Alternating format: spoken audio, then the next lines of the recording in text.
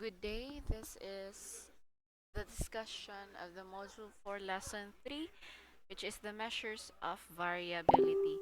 So last time I discussed the measures of central tendency katutong module for lesson 2, and since we are done with that, we'll proceed to this lesson. So in this lesson class, you must generate statements measuring or describing the measures of variability. So, ang measures of variability class na atay range, na atay quartile deviation, variance, standard deviation. But ang ako ang i-discuss lang karon is ang range and ang variance and standard deviation. And in this lesson, we will solve those measures.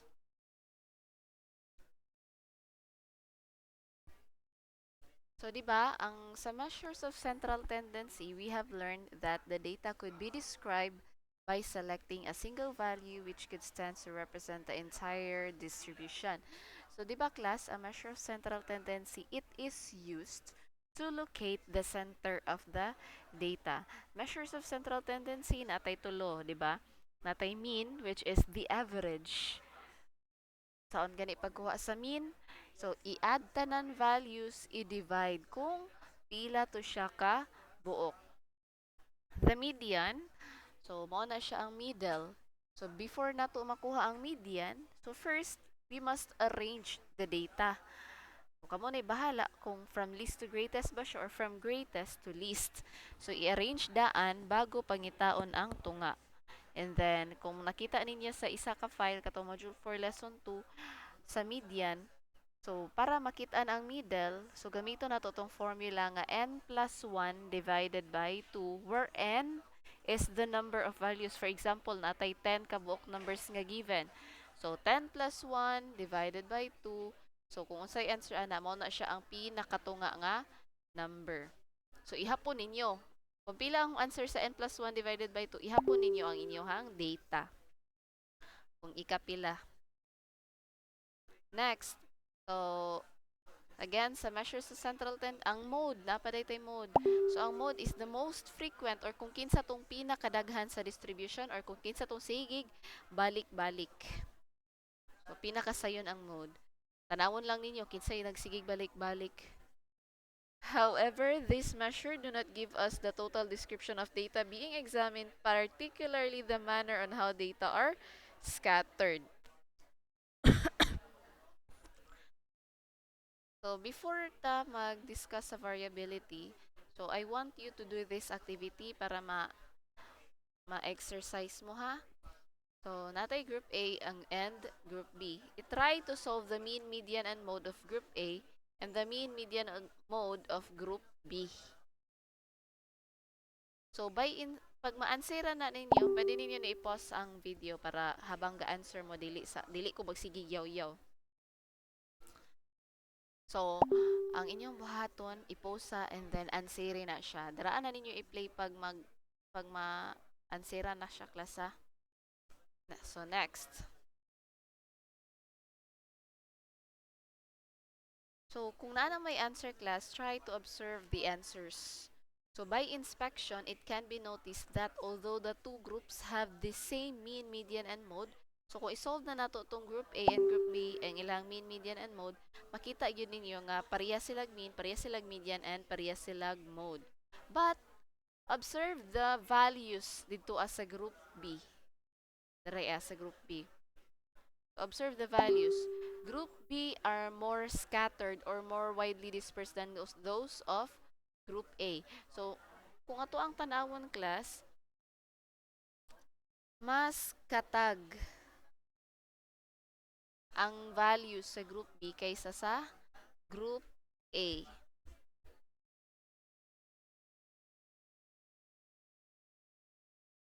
So, this variability among data is one characteristic to which averages are not sensitive. So, di ba, kung wala na ko giingon sa inyo ha nga mas katag ang value sa group A kaysa sa group B kaysa sa group A, dili jud mo makabantay kay nga naman pag solve ninyo sa mean median mode ay parihara sila, so pari-parihara din ni sila. So diriya na mo pasok ang measure of variability class kay para kung unsa tong dili kaya sa measures of central tendency, makuha nato ba, ma-solve nato through the measures of variability. Because ang measures of variability class, it talks or variability or dispersion, it refers to how much the observation spread out from the mean, kung unsa kakatag ang values from the mean. So observe your answers kaganina sa group A and group B. Ang mean dito, di ba, is 72. So tanaw ninyo is sa group A is number nga 72 or ang mean nga 72 lagyo sa iyang mga values dito sa group A. Tanawa po ninyo same with group B. Tanawa niyo kung lagyo ba ang values sa group B sa ilahang mean nga 72. So inga na lang. The high kaninyong tandaan basta measures of variability, the higher the variability, meaning the more dispersed, the more nga scattered ang ato ang values, the more nga katag ang values sa observation. And the lower it is, so the more consistent or kanang dugol-dugol lang og value. So again, measures of variability, akong i-discuss karon is tulo lang kabuok. So first is ang range. So pinakasayon ni tanan sa variability class kay ang range, makuha ninyo ang range, i-minus lang ninyo kung kinsa ang highest nga value, minusan lang ninyo og lowest nga value. So inga na rang pagkuha sa range.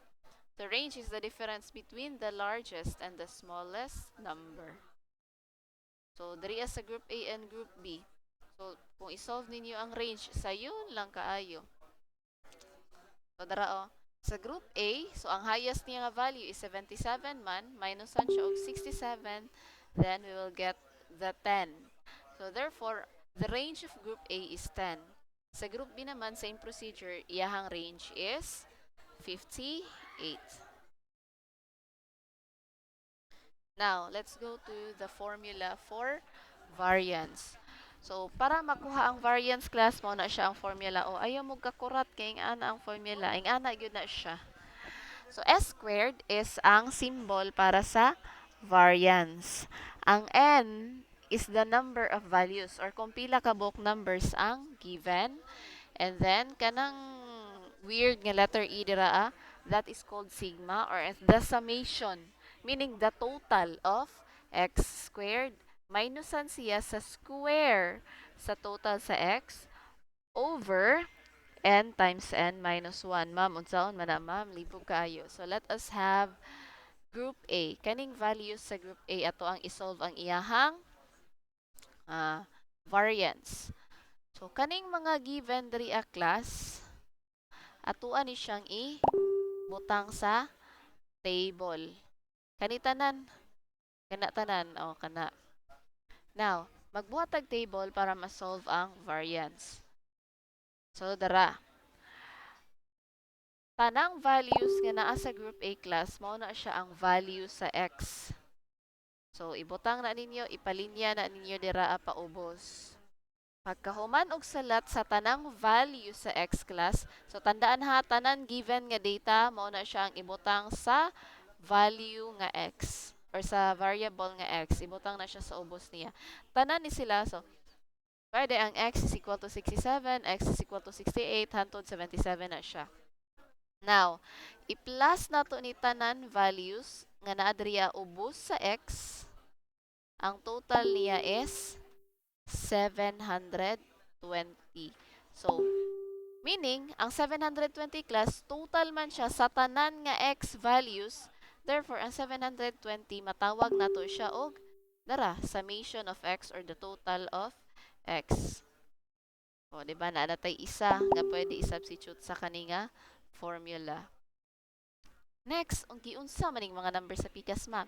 So, ang x na gihimuan og x squared. Giunsa naman, gi-square lang si x. So, therefore, ang mga numbers nga naa sa ubos sa x squared nga variable, kani. So, kung x is equal to 67, therefore, kung i-square ni si 67 class, the answer will be 4489. Ganun, 4489 man, ma'am. Kay 67 times 67. Again, the value of x kay ipang square lang. So, ibutang diri sa pikas. So, 68 squared, the answer is 4624 and so on. I-plus na po na to tanang values sa x squared. So, kung i-plus na ng value sa x squared, makakuha tag 51,948. So, kaning 51,948 class, mauna siya ang total sa x squared, ha? Mm. Now, let us go to the formula. I-substitute na nato sa formula. So, ingani. Dara ang formula sa taas. Now, again, ang s squared is ang symbol. So, kapihon nato na siya. Kanong 10 man nakabuok, ma'am, ang gipuli diri sa letter n. So, again, n is the number of values. Kung pila to kabuok numbers na sa data set, mo na siya to ipuli dira sa letter n. So, again, group A nga variant sa to ang gisolve, ha? Dara. So, pila day kabuok numbers nga naa diri sa group A. So, di ba, natay 10 kabuok. So, that is why 10 ang gibutang dira. Now, i-multiply siya sa summation sa x squared or total daw sa x squared. Since nakabuhat na ta og table kaganina, dara. Pangitaw na lang nato asa ang total sa x squared. So, mooning nasa pinaka ubos kanang 51,948. So, that is why natay 51,948 dira. So, gitapad man na sila, meaning, gi-multiply ha. Kaninyong tandaan, class ha, basta ang duha ka numbers, i-separate sila og parenthesis, and then walay plus or minus sa tunga. Ang pasabot ana is i-times ninyo, ha? Basta naka-parenthesis. Now, balik ta diri sa formula. So, kung man nag-substitute ang total sa x squared, so kapihon na to ang minus. And then, ganong 720 man na dira, ma'am. Kay, mauna siya ang total sa x. So, balik na po ta sa tuang table. So, asa man diri ang total sa x? So, morning 720. Diri sa ubos, morning. So, that is why 720 ang gibutang dira. And, kapihon na to ang exponent nga 2. So, solve na ninyo. Ay, nga nung 90 man na sa ubos, ma'am. So, isa-isahon na to na, ha? Again, unsay value sa n, di ba 10? So, 10. Parenthesis, and then 10 minus 1. Kay n minus 1 naman ang nakabutang. 10 minus 1 equals. Kapihon gyapon nato ning 10 sa gawas, and then i-minus nato ning nasa sulod. So, may mo siyang 10 times 10 minus 1 is 9. So, 10 times 9, the answer is 90. Pantog 90 diri sa ubos. So, shortcut ra ni siya, class. So, nganong nahimo man ng 12, ma'am? So, ang inyong buhaton, class, i-multiply ning na diri sa taas. Kana, minusan ninyo siya og square sa ninyo ni daan, ha? Kaning 720 squared. Kuha sa ninyo ang answer ani bago mo mag-minus. So, ang answer aning diri kaning 10 og 51948. Ang answer ana, minusan ninyo sa 720 squared. So, ang answer na po na nasa taas, i-divide na po ninyo sa 90. That is why natay variance nga 12. Na, unsa may naa sa ubos, ma'am? S na lang lagi ang nabilin. So, mao na siya ang standard deviation class. Pag S na lang gani ang nabilin or SD, meaning ana, standard deviation. Paano man makuha ang standard deviation? So, standard deviation, class, is just the positive square root of the variance. So, meaning, kung unsa to ang variance, kuhaon lang nato ang iyang positive nga square root.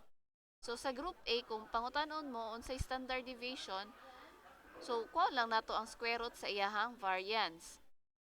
So, pwede na mo dili gun mag-ingani, oh. Pwede na mo dili mag-ingani. Diretso na mo.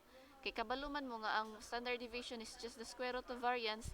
Diretso na mo pag square root sa 12. So, S is equal to the square root of 12. And then, pila man ang square root of 12? 3.46. Therefore, ang standard deviation is 3.46. So, mo na siya ang answer sa group A. So, kung gusto mo mag-answer sa group B, you can. Praktisin ninyo. Ayaw mo pag-cheat para makabalo mo. Praktisin ninyo ning group B. Same process. Magbuhat mo og table, dara, and then, i-substitute ninyo sa formula para ma-solve ninyo. So, before na ko next slide, so, pag-answer mo dira sa group B nga variance ug standard deviation. Kay para inig-reveal na ko sa answer karon, makita ninyo kung tama ba mo or dili or nakasabot ba mo sa akong discussion or wala. So I will count 1 to 5 and then mag next slide na ko. So you can pause this video para mag-answer mo daan bago mo magpadayon sa pagpaminaw. So 5, 4, 3, 2, 1. So I hope you are done na sa pag-answer class. So again, morning answer sa group A. Now let us reveal the answer sa group B. So sa group B class, the variance is 338.22.